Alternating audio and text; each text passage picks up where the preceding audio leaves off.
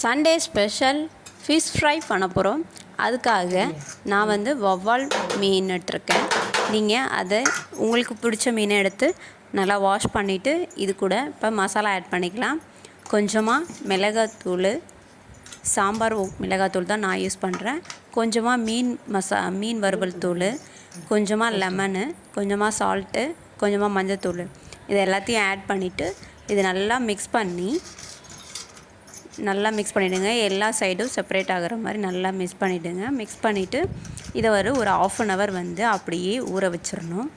நீங்கள் ஃப்ரிட்ஜில் மேக்னேட் பண்ணாலும் சரி, இல்லைன்னா வெளியிலே வச்சு மேக்னேட் பண்ணாலும் ஓகே தான். ஆனால் 1/2 hour நல்லா அதோடைய மசாலாலாம் உள்ளே இறங்கணும். இப்போ இறங்கினதுக்கப்புறம் நம்ம தோசைக்கல்லில் வச்சு பொரித்து எடுத்துக்கலாம். இது ஆயிலில் ஹீட் பண்ணாதீங்க. இது ஆல்ரெடி கொழுப்பு நிறையா இருக்கும் இந்த மீனில். அதனால் நீங்கள் தோசைக்கல்லில் வச்சு நல்லா ரோஸ்ட் பண்ணிங்கன்னா தான் டேஸ்ட்டாக இருக்கும் சாப்பிட்றதுக்கு. இந்த மாதிரி ஆயில் ஊற்றி தோசைக்கல்ல ஹீட் ஆனோடனே ஒவ்வொரு மீனாக எடுத்து வச்சு இது நல்லா நம்ம சிம்லேயே வச்சு 2 சைடும் நல்லா ரோஸ்ட் பண்ணி எடுத்துக்கோங்க. ஹை ஃப்ளேமில் வச்சிங்கன்னா உள்ளே இருக்க பார்ட்ஸ்லாம் வேகாமல் அப்படியே இருக்கும். வெளியே மட்டும் வெந்து மொறுன்னு கிறிஸ்பியாக இருக்கும். ஆனால் உள்ளே இருக்க பார்ட்ஸ் வேகணும். அதுக்காக சிம்லேயே வச்சு நல்லா வேக வச்சுருங்க.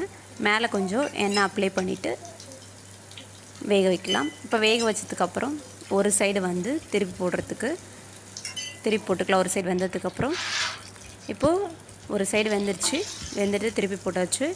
அடுத்தது ஒரு 2 minutes 3 minutes வச்சுட்டு அடுத்தது சிம்லேயே வச்சு அதே மாதிரி ஆப்போசிட் சைடு திருப்பி போட்டு எடுத்திங்கன்னா சூப்பரான மீன் வறுவல் ரெடி ஆகிடும்.